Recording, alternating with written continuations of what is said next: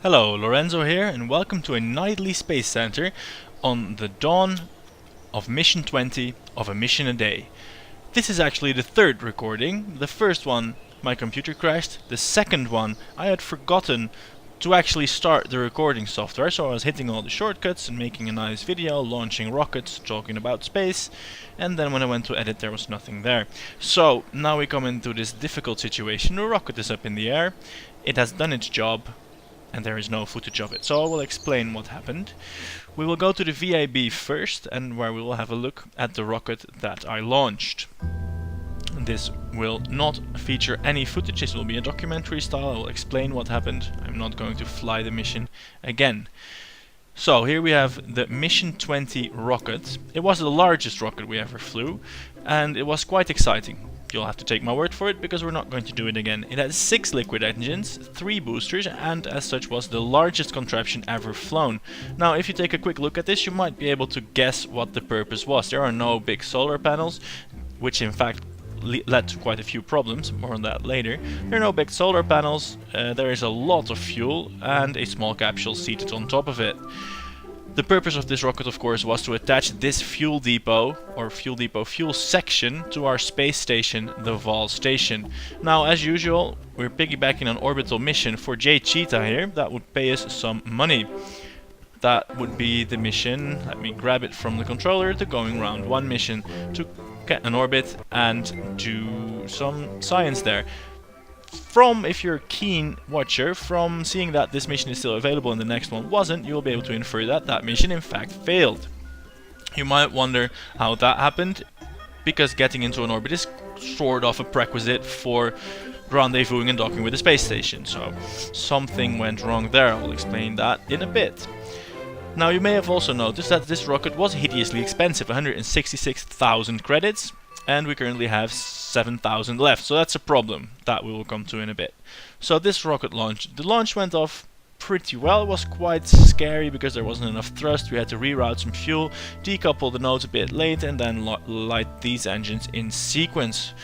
All of that was handled expertly by mission control, except I forgot to record any of it. So when we move on to the space center, we will get more clues as to what happened in this mission.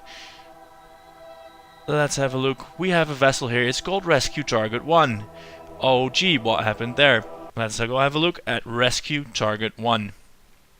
Upon attaining orbit, a nice low 75 by 100 kilometer orbit, everything was going to plan. Colonel Kerman looks at his mission checklist and decouples. Now imagine behind this small capsule a behemoth of a fuel tanker, filled to the brim with fuel. Kearney flips the switch, and his engines sputter but don't light, because this fuel tank is completely empty. Some engineer had hooked up a valve and a hose that fed this fuel as one of the first drops to go into the engines that lifted him off the planet. So there Kearney was, floating mere inches away from a massive fuel depot with no way to get any of it. He tried to go out and push, hit his head, and that failed. Then he decided to get back into the capsule and wait for rescue. This is one for the mission candidates of tomorrow, rescuing Kearney Kerman and completing his mission. After mission control affirmed he was okay and had in fact pushed the capsule out of the way of the fuel tanker, on they went to fly it to the space station. While doing this, they gave the station a name. They called it Val Station and changed its icon to a station icon. So if we switch to Val Station, we will, hopefully, find the fuel tanker in question. Now, there was a problem. It only carried 3 solar panels, 3 of these small solar panels, and it only had the battery that was on board of its remote control probe core, the battery that carries 10 units of charge. So maneuvers and docking were only possible on the light side of Kerbin. This meant we had to complete half an orbit 300 meters away from the station whilst in the dark. Fortunately, we were drifting away from it and not towards it. That would have been a sorry end for our intrepid Kerbinauts. Now, looking at the station here, we have our fuel cluster. We have one of the tanks almost full. This center tank, if I recall correctly, is also very nearly full, and we have an empty tank and 3 more empty tanks. This all means there will be a refueling mission as soon as this completes. Now what I want for this station is to add on the other side of this manned excursion vehicle a sort of two-part module. I want one bit to be more fuel, some solar panels, some science equipment, you know, the works that interplanetary explorers need, and then I want a small, detachable, unmanned, ion-powered explorer. Some science equipment, an ion drive, and a lot of solar panels. Basically, that's the idea. And of course, on the back of this fuel section, we are going to attach some nuclear rockets. Now, coming to this and looking at our money, the 8,000 credits, we have a few options for tomorrow's mission. We could launch the ion-powered section, although for the Ioncraft I want gigantic solar panels by the name of Gigantors.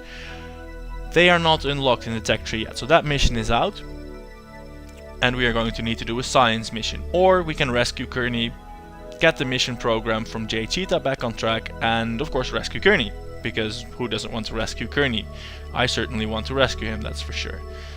Another option is to put the nuclear engines on the back, or at least one of them, and in that way further our space program goal in the attempt of colonizing Vol.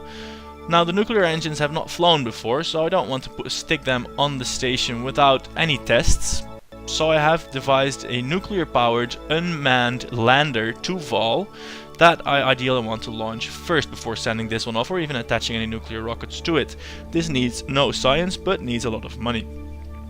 Or of course the science mission to Juna, which could be a fairly simple small orbiter on a cheap budget launcher, which would probably be, after rescuing Kearney, his mission will be the cheapest, but a small unmanned probe to Juna shouldn't have to be too expensive. We can do that with a low amount of funds. So we have about 3 possibilities: Juna, Vol, rescuing Kearney, and as soon as we have science we want to launch an ion section and the nuclear engines, which will finish the craft and have it ready for a refueling mission. Now, the elephant in the room, the money. We will not be able to afford any of this. I thought about how to fix this. I could of course just say screw it, throw the money out of the window, but I'm liking that aspect of the series of the career mode. Considerations with money make it hard, make me omit things like steering flaps or decouplers or other essential bits of rocketry. That makes the game fun.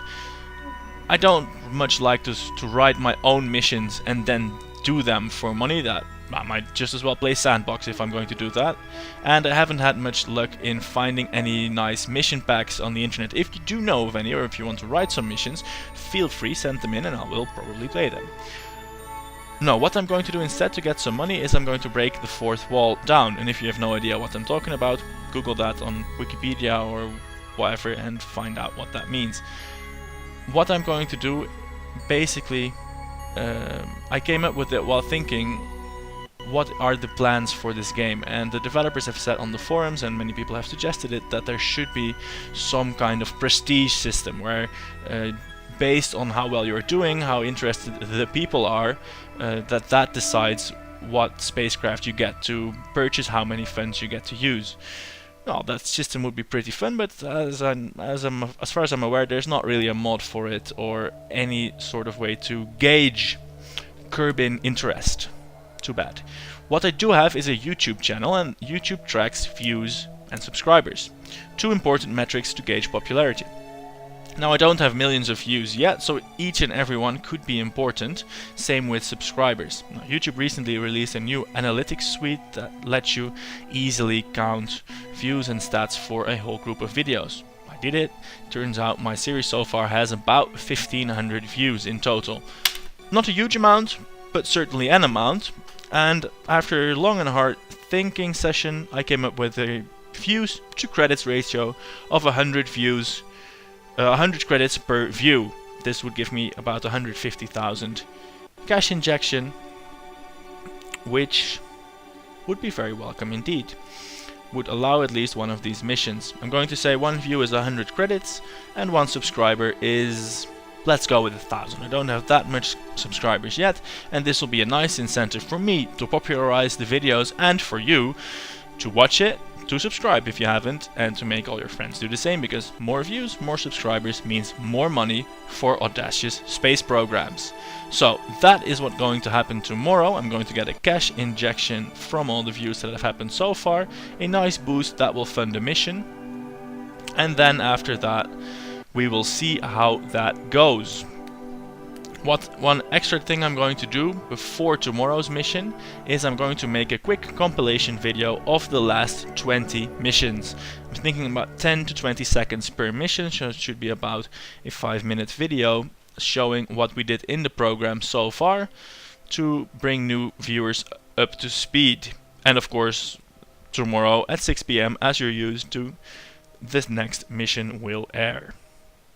So this is about all I had to say. No rocket launch today because Mission Control didn't quite record it, which of course is horribly inefficient. No, not inefficient, it's just negligent. Negligent is a good word. Anyway, see you tomorrow. Thanks for watching, and now you have an incentive to share it with your friends. Watch it again. Extra views is more money. Or just say hi. That's no monetary reward for that, but I always like it when you people say hi. No one said hi yet, but I would love it if someone said hi. Anyway, thanks for watching. See you guys next time. Goodbye.